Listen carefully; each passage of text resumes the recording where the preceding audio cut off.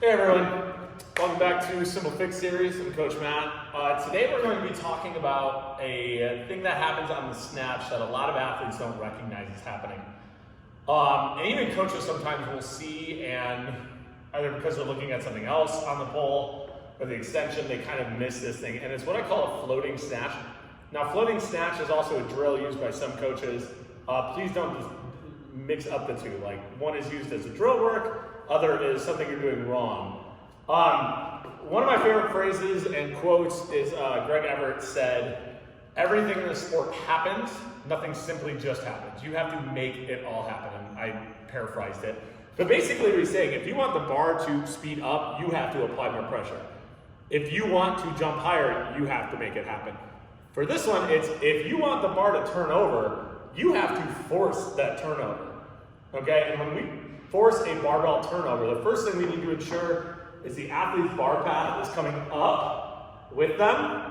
Because if you're doing this, you're wrong. It's just a fact. Talk to any international weightlifting coach or professional. This away from the body is wrong. It makes the lift harder. All right, you will hurt your back eventually, side note. But as we drive, the closer vertical we can get it, in theory through here, the bar wants to continue in an upward path. This is not hooked over in the receiving position of the snatch. So we have to force a turnover. What athletes will do is they'll speed up through here, they'll have a really beautiful pull, and they'll just let the bar speed slow down, and whatever happens, happens. And that's what I refer to as a floating snatch. We should never, never, never not have tension and pressure with the barbell. That way we're in control all the time. Remember, this thing wants to kill you. It does. All right, many of you know the feeling of it killing you. So when we drive, it can't be from here and just wait. It needs to be and forcing that turnover by pulling aggressively through, forcing the wrist over, and pushing up into the barbell. Obviously not the bar back, I'm dramatizing it.